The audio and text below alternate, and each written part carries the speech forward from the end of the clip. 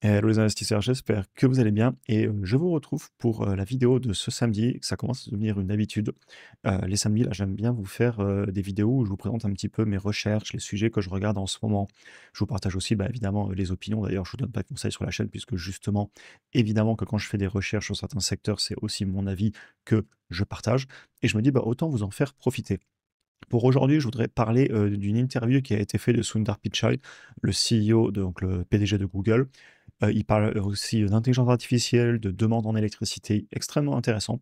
Ensuite, je vais vous parler de la conduite autonome, notamment, de Waymo, qui appartient à Google et du full self driving, donc le système de conduite autonome de Tesla. Il y a eu pas mal de news autour de la conduite autonome et en fin de vidéo, je vous parlerai aussi de la baisse, de la note, de la dette américaine qui a été abaissée du coup aux États-Unis et on fera une discussion aussi autour, ben, des, IA que j'utilise pour parler avec elles, de voir ce qu'elles en pensent et aussi voir si on en fait une vidéo complète si le sujet vous intéresse. Un bon petit programme et on est parti. Alors, premièrement, il y a une interview qui a été faite de, Sundar Pichai, donc le CEO, le PDG de Alphabet, donc la maison mère de Google.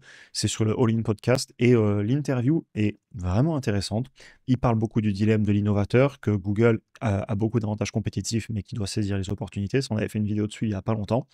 Et aussi, il parle de la demande en électricité qui va être nécessaire pour alimenter les ambitions et l'intelligence artificielle de façon générale. Et il y a xAI aussi qui en a parlé et qui estime qu'il va avoir une demande en électricité absolument phénoménale, que ça va exploser. D'ailleurs, vous avez aussi Jensen, le PDG de Nvidia, qui dit que les demandes en puissance de calcul vont être multipliées par 100 dans les années prochaines.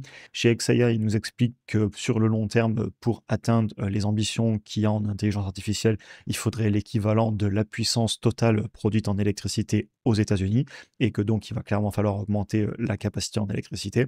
Et Sundar Pichai en parle aussi. Et si j'en parle, c'est tout simplement parce que ça a des impacts sur les secteurs auxquels je m'expose.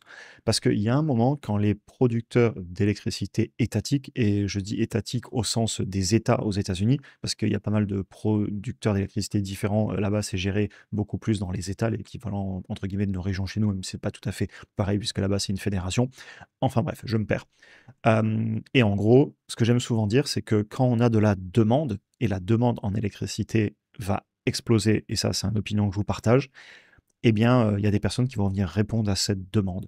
Et si personne n'est capable de fournir l'électricité aux entreprises qui en ont besoin, eh ben, peut-être qu'elles vont aller la produire elles-mêmes. Et je ne serais pas du tout étonné que des entreprises comme Google, comme xAI, comme Microsoft, Tesla, Meta viennent à commencer à investir dans la production d'électricité via toutes les technologies possibles et imaginables. D'ailleurs, ils en parlent dans plusieurs interviews.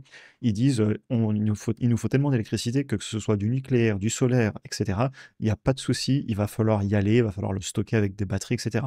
C'est hyper intéressant. Et si je vous parle de ça dans cette vidéo du samedi, qui est vraiment un petit peu plus pour prendre du recul sur les besoins qu'on va avoir, c'est tout simplement parce qu'ensuite, nous, on peut l'utiliser derrière pour comprendre des secteurs et venir s'exposer en bourse via des entreprises. Le point suivant que je voulais évoquer, c'est les conduites autonomes.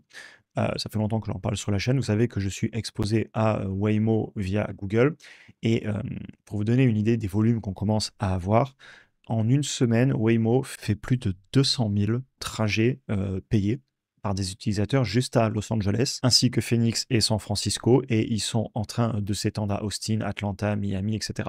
Donc, les services de conduite autonome, et que c'est quelque chose que je regarde beaucoup, c'est déjà le cas dans certaines villes et les personnes les utilisent. Et vous avez directement dans les véhicules en conduite autonome sans chauffeur.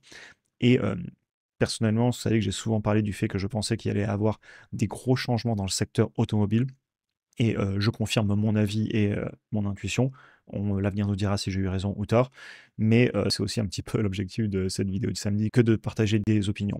Et dans la conduite autonome, une autre nouvelle qui a été publiée cette semaine, on a Tesla qui vient communiquer sur leur système de conduite autonome. Donc vous avez Waymo qui ont le leur et Tesla, ils en développent un aussi. Et ils sont en train de l'étendre dans d'autres pays. Il n'y a pas longtemps, on a vu qu'ils l'avaient lancé notamment en Chine. Et là, on a une vidéo où ils le testent ben, à Paris, tout simplement. Alors je vous invite à aller la voir, après la vidéo fait plus de 2 minutes donc voilà. Mais ça m'a amusé et comme on a une partie de la communauté qui est en France et peut-être même à Paris vu que, ben, on a une communauté francophone, ça m'amusait beaucoup de voir cette vidéo, d'un véhicule qui, est en train d'être testé en conduite autonome dans les rues de Paris. Donc voilà, je voulais vous partager ça et qui sera le gagnant? Est-ce que ce sera Waymo? Est-ce que ce sera Tesla? Est-ce que ce sera des entreprises, d'autres pays qu'on pourrait citer? Par exemple, en Chine, ils y travaillent beaucoup. Ça, l'avenir nous le dira. Par contre, est-ce que je pense que l'humain est capable de résoudre le problème de la conduite autonome? Oui, je pense qu'ils en sont capables. Si nous, avec notre cerveau et nos yeux, on peut conduire, je vois pas pourquoi on ne pourrait pas y arriver avec la technologie. Et je pense que ça va continuer à apporter d'énormes changements dans le secteur automobile et il va se passer beaucoup de choses. Ce qui m'amène ensuite à vous parler justement de commentaires qu'on peut voir à gauche, à droite, même dans les journaux, sur est-ce que l'IA, c'est une nouvelle bulle, comme une nouvelle bulle Internet? Et dans l'interview de Sundar Pichai, justement, il parle que on a des débouchés qu'on ne connaît pas encore. On n'a pas la moindre idée de la puissance de calcul finale qu'il faudra et ni même de tous les produits qui vont permettre d'être créés, avec l'IA. C'est-à-dire que les entreprises y travaillent, mais on ne sait pas encore jusqu'où ça va aller. Et ce qui est hyper intéressant, si je fais une analogie avec la bulle internet, à l'époque, on voyait pas encore, le potentiel total de l'internet et de la même façon, vous aviez beaucoup d'entreprises qui investissaient dans des infrastructures énormes pour passer beaucoup de débit, alors qu'on n'envoyait encore que des emails et qu'on consultait des petites pages internet. Et il faudra attendre l'arrivée de YouTube, Netflix, de la vidéo à la demande, pour enfin exploiter ces installations absolument énormes qui avaient été faites et aujourd'hui, eh bien, c'est plus une question de à quoi servent tous ces réseaux qui coûtaient une fortune à développer à l'époque. On passe énormément de quantité de données, bah, notamment pour la vidéo, YouTube, etc. Là, vous êtes sur vidéo, en train d'utiliser ces systèmes dans lesquels il y a eu des investissements massifs à l'époque, il y a plus de 20 ans. Et c'est vrai que ça avait créé une bulle parce qu'il y avait beaucoup d'entreprises qui n'étaient pas du tout profitables et que c'était plus du rêve qu'autre chose. Et il aura fallu 15 à 20 ans pour avoir des entreprises comme Amazon, comme Microsoft, etc., qui ont vraiment utilisé la technologie d'Internet. Et sur l'IA, est-ce qu'il se passera la même chose? Eh bien, c'est possible. Il y a certainement des entreprises qui vont faire des flops complets et des entreprises qui vont s'en sortir, à la différence quand même qu'on a des entreprises sur le secteur qui expliquent déjà qu'elles commencent à avoir de l'argent qui est généré avec l'IA. On pensera à toutes les entreprises au niveau des serveurs qui fournissent de la puissance de calcul, les algorithmes de réseaux sociaux qui utilisent clairement de l'IA pour être toujours plus en ligne avec ce qu'attend l'utilisateur du réseau social. On pensera aux véhicules autonomes. Waymo fait du chiffre d'affaires avec sa conduite autonome. Donc vous avez quand même des entreprises qui en profitent, ce qui fait que ça me fait dire que ça me semble être un petit peu moins une bulle que la bulle Internet. Cependant, bien évidemment que tout le monde ne prendra pas le tournant de l'IA et que des entreprises vont rater ce tournant. Par contre, est-ce que la technologie est là pour rester? Personnellement, j'en doute assez peu et je partage mon opinion ici que oui, l'IA est là pour rester. Ce qui va m'amener sur mon dernier point de la vidéo pour vous parler de l'annonce qu'on a eue notamment au niveau de Moody's qui a baissé la note de la qualité de la dette américaine.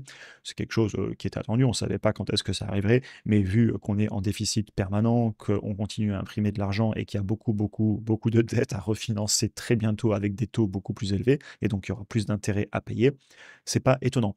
Maintenant, pourquoi je vous parle de ça? Déjà, premièrement, est-ce que ça vous intéresserait qu'on en fasse une vidéo plus poussée, sachant que j'ai souvent parlé des déficits, de la dette, de l'impression monétaire, etc.